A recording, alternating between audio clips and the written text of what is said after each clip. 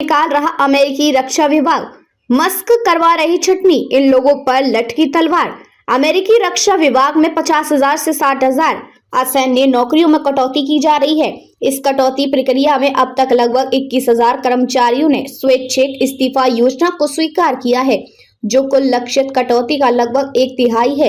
एक वरिष्ठ रक्षा अधिकारी ने मंगलवार को यह जानकारी दी। रक्षा विभाग का लक्ष्य 9 लाख से अधिक असैन्य कर्मचारियों में से 5% से 8% की कटौती करना है। इसके लिए प्रत्येक माह लगभग 6,000 पदों को हटाया जाएगा। इसके अलावा नियमित रूप से रिटायर होने वाले या नौकरी छोड़ने वाले कर्मचारियों की जगह नहीं भरी जाएगी। ये कटौती रक्षा सचिव पीट हेग्सेथ के नेतृत्व में लागू की जा रही है, जिसका उद्देश्य विभाग के बजट को कम करना और सरकारी खर्च में कमी लाना है।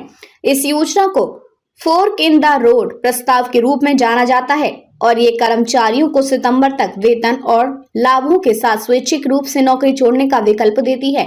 अधिकारियों की चिंता है कि खाली हुए असैन्य पदों को भरने के लिए सैन्य कर्मियों को तैनात किया जा सकता है, जिससे उनकी कार्यक्षमता प्रभावित हो सकती है। हालांकि रक्षा मंत्री पीट हेग्सेथ ने यह सुनिश्चित करने के लिए निर्देश दिए कि इन कटौतियों से सैन्य तैयारियों पर प्रतिकूल प्रभाव न पड़े। ये कटौतियां ट्रंप प्रशासन के करीबी सलाहकार और अरबपति कारोबारी एलन मस्क के department of government efficiency service के तहत की जा रही है, जिसका उद्देश्य संघीय कार्यबल को कम करना और सरकारी एजेंसियों को पुनर्गठित करना है।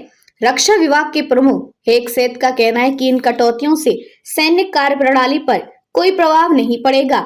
जर्मनी में हाल ही में उन्होंने कहा था कि मुख्यालय में कई अनावश्यक पद और प्रशासनिक खर्चे हैं, जिन्हें हटाने की जरूरत है। संघीय सरकार में भी कई बड़े पैमाने पर छटनी रक्षा विभाग ही नहीं, बल्कि पूरे अमेरिकी संघीय तंत्र में करीब 75,000 कर्मचारियों को डिफर्ड रेजिग्नेशन प्रोग्राम के तहत हटाया जा रहा है। इसके अलावा प्रारंभिक दौर में 24,000 प्रोबेशनरी कर्मचारियों को हटाया गया था, लेकिन इसे भी कानूनी चुनौतियों का सामना करना पड़ा।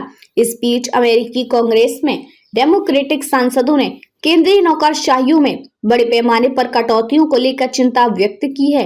हाउस जुडिशियरी और हाउस ओवरसाइट कमेटी ने सूचना के अधिकार के तहत प्रशासन से इन कटौतियों की कानूनी पहलू की जानकारी मांगी है। कुछ दिन पहले ही अमेरिका के रक्षा मंत्री पीट हेग्सेथ ने कहा कि उन्होंने सैन्य सेवा के लिए शीर्ष अधिकारियों को हटा दिया है, क्योंकि उन्हें लगता है कि वे इस काम के लिए योग्य नहीं थे। सऊदी अरब के रक्षा मंत्री के साथ एक बैठक से पहले हेग्सेथ ने उस सवाल का जवाब देने से इनकार कर दिया।